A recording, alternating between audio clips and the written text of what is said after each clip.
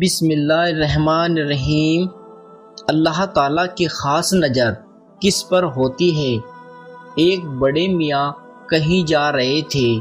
انہوں نے کچھ نوجوانوں کو دیکھا کہ وہ آپس میں کسی بات پر بحث و مباحثہ کر رہے تھے، دلیلیں دے رہے تھے۔ قریب سے جب گزرے تو ایک نوجوان نے کہا، بڑے میاں، ہم ایک بات میں آپس میں مباحثہ کر رہے ہیں، آپ تھوڑا بتا دیجئے کہ ہم میں سے کون ٹھیک اور حق پر ہے۔ مسئلہ یہ ہے کہ ہم میں سے کچھ تو یہ کہتے ہیں کہ اللہ تعالیٰ کی رحمت کی نظر اس بندے پر زیادہ ہوتی ہے جس نے کبھی کوئی گناہ کیا ہی نہیں، اور کچھ کا کہنا یہ ہے کہ نہیں، جو بندہ بڑا ہی گناہ گار اور خطا کار ہوتا ہے، پھر وہ اللہ تعالیٰ سے سچے دل سے توبہ کر لے تو اب اس کے دل پر اللہ تعالیٰ کی خاص نظر ہوتی ہے۔ اب آپ بتائیے کہ مسئلہ کیا ہے؟ وہ کہنے لگا کہ بچوں، میں کوئی عالم تو نہیں کہ عالمانہ تحقیقی جواب دوں۔ ایک چیز میرے تجربے میں آئی ہے، وہ میں آپ کو بتاتا ہوں۔ وہ یہ ہے کہ میں کپڑے بنتا ہوں۔ کپڑے میں تانا بانا ہوتا ہے۔ جب بھی کوئی دھاگا ٹوٹتا ہے تو میں اس کو گرہ لگا کر جوڑ دیتا ہوں، اور پھر بعد میں اس پر نظر رکھتا ہوں کہ وہ دھاگا پھر نہ ٹوٹ جائے۔ ممکن ہے کہ بندہ گناہ گار تھا، اس کا رشتہ اللہ سے ٹوٹا ہوا تھا، اب اس نے سچی توبہ کے ذریعے اللہ سے گرہ باندھ لی۔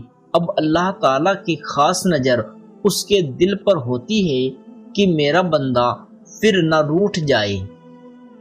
اللہ تعالیٰ اتنے کریم ہیں، اتنے مہربان ہیں کہ بندے کی توبہ سے بے انتہا خوش ہو جاتے ہیں۔ اس لیے ہمیں چاہیے کہ اپنے گناہوں سے سچی پکی توبہ کرے۔ وہ اتنے مہربان ہیں، جب شیطان کو حکم دیا گیا کہ نکل جا مردود یہاں سے، تو اس نے آدم کو سجدہ نہیں کیا تھا۔ اللہ تعالیٰ جلال کے عالم میں تھے۔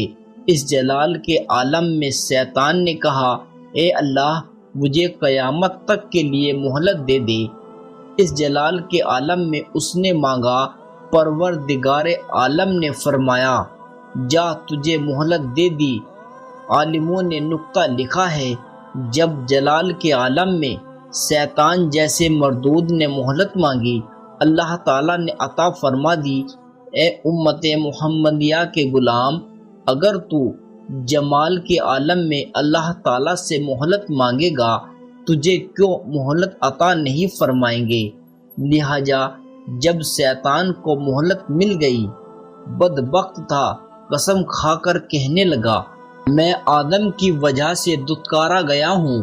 اے اللہ، میں ان کی اولاد کو بہکاؤں گا اور ورگلاؤں گا۔ اے اللہ، آپ دیکھیں گے ان میں سے اکثر آپ کے ناشکرے بنیں گے۔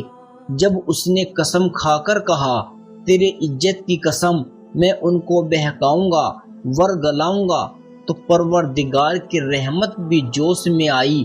فرمایا، او مردود، تو قسمیں کھاتا ہے، میرے بندوں کو بہکائے گا، ورگلائے گا، میرے نافرمان بنائے گا۔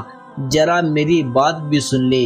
میرے بندے انسانی تقاضوں کے مطابق گناہ کرتے پھریں گے، جب مجھ سے توبہ کریں گے تو میں ان کو معاف کر دوں گا۔ میرے دوستو، جب اللہ تعالیٰ توبہ قبول کرتا ہوا نہیں تھکتا تو ہم توبہ کرتے ہوئے کیوں تھک جاتے ہیں؟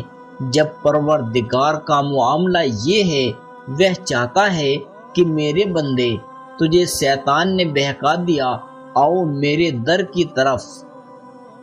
اے اولاد آدم، کیا میں نے تاکید نہیں کر دی تھی کہ تم شیطان کی عبادت نہ کرنا؟ وہ تمہارا کھلا ہوا دشمن ہے، اور میری ہی عبادت کرنا یہ سیدھا راستہ ہے۔